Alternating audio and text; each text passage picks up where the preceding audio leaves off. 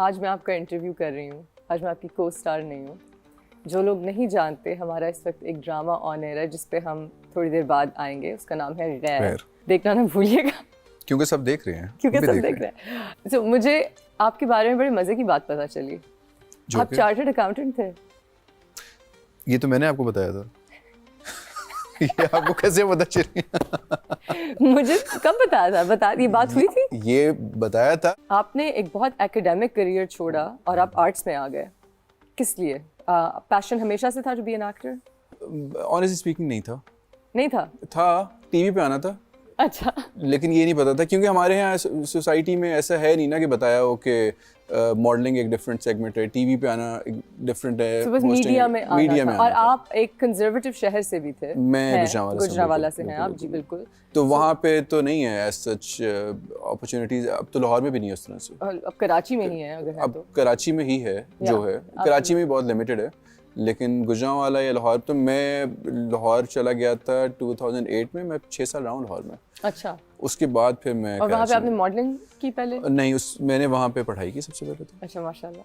फिर मैंने जॉब की वहाँ पे। वाह। फिर मैं दुबई गया। ओके। जॉब ढूंढने के लिए। मिली? नहीं। अच्छा।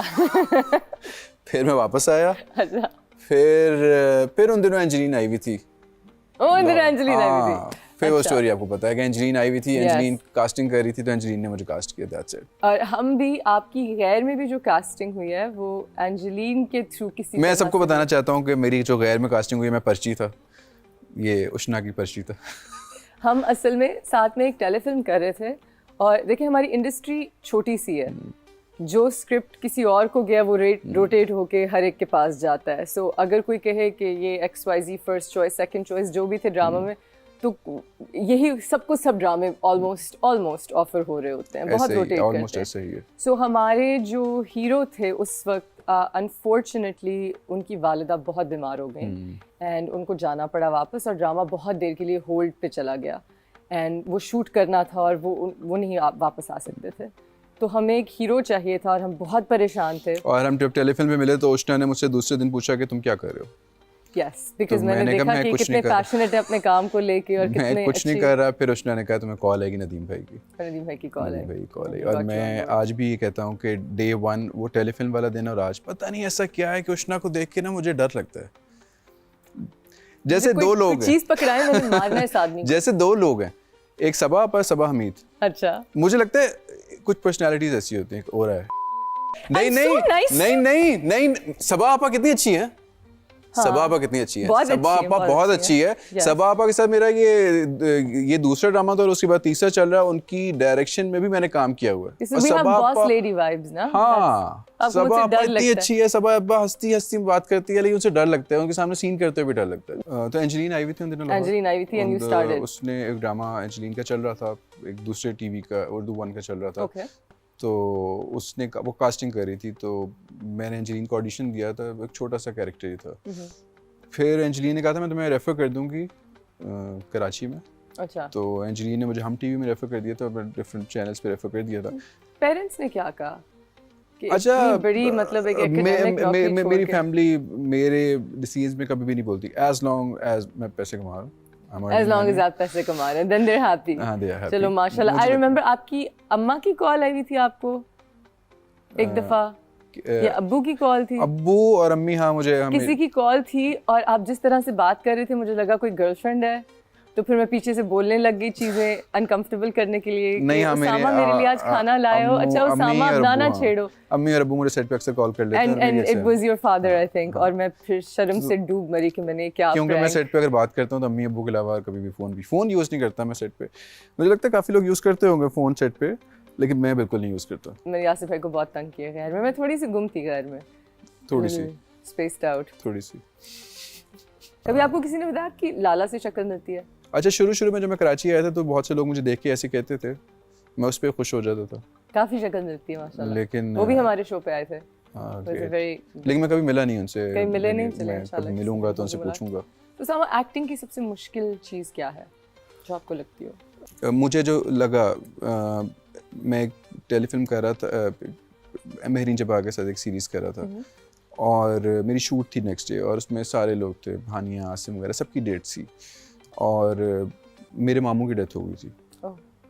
और मुझे उस टाइम पे एहसास हुआ कि मैं छोड़ के नहीं जा सकता था, क्योंकि आपके घर में जो मर्जी हो, आपकी किसी से लड़ाई हो, आपके जितने मर्जी मसले चल रहे हों, आप कभी भी ये नहीं कह सकते कि मुझे वापस जाना है, क्योंकि वो लोग आपके एक्सक्यूज़ नहीं सुनेंगे। Yes. मेरे पहले ड्रामे में मेरी मामू की डेथ हुई and I experienced the exact same thing. मैं जाना चाह रहा था लेकिन मैं नहीं जा सका। वो नेक्स्ट डे मैं चला गया था, एक दिन के लिए गया था बस। लेकिन ये मुझे पहले नहीं पता था। जब हम जॉब करते हैं तो हम कहते हैं अच्छा ठीक है यार, ले लेते हैं छुट्टियाँ 3-4 दिन के लिए। उस टाइम मुझे एहसास हुआ कि नहीं, दिस इज़ डिफरेंट। और ये इतना कोलैबोरेटिव काम है कि आप अगर मिस कर दें तो फिर काफ़ी लोगों के स्केड्यूल्स ऊपर नीचे होते हैं, उनकी जॉब्स इफेक्ट होती हैं। ऐसा ही है। ये बहुत रूथलेस है। और इसीलिए मुझे लगता है कि उस्मान मुख्तार इस्लामाबाद में काम करना प्रेफर करते हैं, क्योंकि फैमिली वहाँ पर होती है। उनकी फैमिली वहाँ पे है। वो कराची में उन्होंने एक्सपीरियंस किया था, लेकिन उनको फिर इसीलिए जाना पड़ा। Yes, absolutely. तो मुझे लगता है कि सबसे करियर वाइज से सबसे मुश्किल काम ये है कि अपनी फैमिली से दूर है, मूड स्विंग्स भी हैं, तो आपका अगर अच्छा सीन है तो आपको वो करना है, आप वो नहीं दिखा सकते उस चीज़ को, और आपको डांट भी पड़ सकती है इस चीज़ के ऊपर कि आपका मूड क्यों ख़राब है। मेरे साथ ये हुआ भी है। और क्राफ्ट के बारे में क्या सबसे मुश्किल है?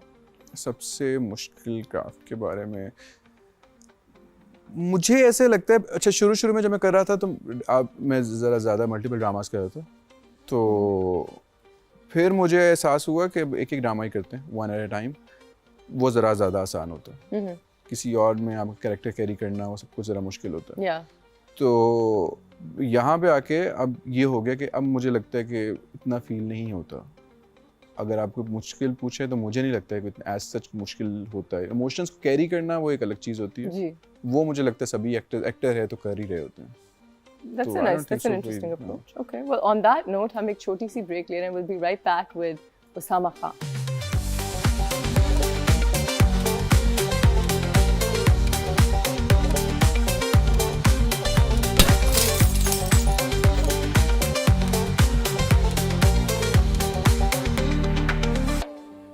Welcome back everyone. We're here on After Hours with Osama. आपने भी एक फिल्म की, आपकी जो डेब्यू फिल्म है, बहुत मुबारक हो, नायाब। Thank you so with much. the very talented Yumna Zaidi. अब वो एक फीमेल सेंट्रिक फिल्म है, it's a women, उसका जो बेसिक थीम है women's empowerment है। आपने क्या सोच के ये रोल लिया है? कोई बहुत सोच समझ के इसको साइन किया कि अच्छा, मैं जिस शहर से हूँ ना, मैंने इसका जवाब दिया था, कहीं और शायद मिस हो गया, लोगों ने सुना ना हो। मैं जहाँ से हूँ वहाँ पे मैं देखता हूँ कि छोटे शहरों का सबसे बड़ा मसला क्या होता है। बड़े शहरों में, जब मैं कराची से गुजरांवाला से लाहौर गया तो मैंने सबसे पहले चीज़ क्या देखी कि ट्रैफिक है, सिग्नल पे लोग फंसे हुए हैं, गाड़ियाँ जा रही है, बच्चों को ड्रॉप करने जा रहे हैं। जब मैं कराची आया तो और मसरूफ़ ज़िंदगी, औरतें ड्राइव कर रही है, वुमेन एम्पावरमेंट ज़रा यहाँ पे आप शहरों में ज़रा ज़्यादा देखते हैं एज़ कम्पेयर टू गुजरांवाला। बड़े शहर लिबरल ज़्यादा होते हैं। तो गुजरांवाला में आप क्या देखते हैं? बच्चे चने लेने जा रहे हैं, दही लेने जा रहे हैं सुबह नाश्ते पे, लेकिन आप ओवरऑल नहीं देखते। मैं उस शहर से हूँ, मैं सबको कहता हूँ कि ऐसे नहीं होना चाहिए कि अगर बीवी के सर में दर्द भी हो रही है ना तो वो अपने शौहर को बताएगी, और अगर शौहर का मूड ख़राब है तो उसको हॉस्पिटल नहीं लेके जाएगा, जो कि ये एक हमारे बेसिक राइट्स तो है ना। आप तो बिल्कुल इंडिपेंडेंस छीन लेगी। हाँ, मतलब इतनी तो देनी चाहिए ना